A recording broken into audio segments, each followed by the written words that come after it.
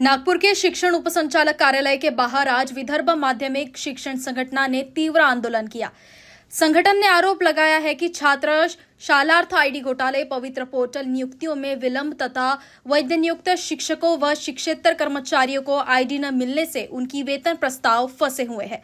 7 अक्टूबर को खेड़कर सभागृह में हुई लंबी बैठक में समाधान के आश्वासन के बावजूद 1 माह से कोई कार्यवाही नहीं हुई। संगठन ने चेतावनी दी है कि जब तक सभी मांगे स्वीकार नहीं होती, आंदोलन जारी रहेगा। मुद्दे हिवाळी अधिवेशन में भी जोरदार उठाए जाएंगे। आज या ठिकाणी शिक्षण उपसंचालक कार्यालय नागपूर येथे विदर्भ माध्यमिक शिक्षक संघटनेच्या वतीनं ठिय्या आंदोलन जे आम्ही यापूर्वी दिलेल्या समस्या जोपर्यंत सुटत नाही तोपर्यंत या कार्यालयामध्ये आम्ही आंदोलन या ठिकाणी करणार आहोत आणि या आंदोलनाची नोटीस वरिष्ठांना सुद्धा पाठवण्यात आलेली आहे। यापूर्वी नागपूर जिल्ह्यातील नागपूर विभागातील 6 जिल्ह्यातील शिक्षक शिक्षकेतर संस्थाचालक आणि विद्यार्थी यांच्या ज्या काही समस्या असेल त्या समस्या सोडवण्याच्या संदर्भात 7 ऑक्टोबरला आपण एक बैठक घेतलेली होती खेळकर सभागृहामध्ये। ती बैठक दुपारी 1 वाजता नागपूर विभागामध्ये शालार्थ आयडी घोटाळा झाला।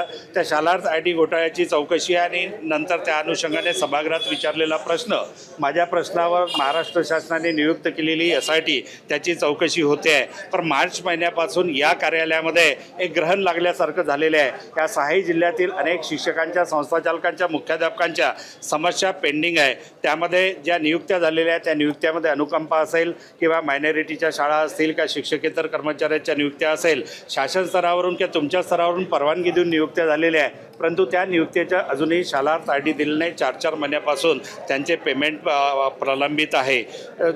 शासन स्तरावरून पवित्र पोर्टलच्या माध्यमातून ज्युनियर कॉलेजमध्ये किंवा हायस्कूलमध्ये ज्या नियुक्त्या झालेल्या आहेत त्या नियुक्त्यासुद्धा नियमातल्या नियुक्त्या असताना सुद्धा शालार्थ आयडी देण्याचं काम या डेप्टी डायरेक्टर आणि बोर्डाच्या अध्यक्षाचं आहे, परंतु त्यांनी आजतागायत अनेक शालार्थ आयडीचे प्रकरणं प्रलंबित ठेवलेले आहेत। वरिष्ठ श्रेणी असेल, निवड श्रेणी असेल, निमित्त 1 तारखेला नागपूर जिल्ह्याचा पगार व्हावा ही आमची मागणी आहे। शासन स्तरावरून महाराष्ट्रातल्या इतर सर्व जिल्ह्यामध्ये पगार झाला, पण नागपूर जिल्ह्याचा अजूनही पगार झालेला नाही।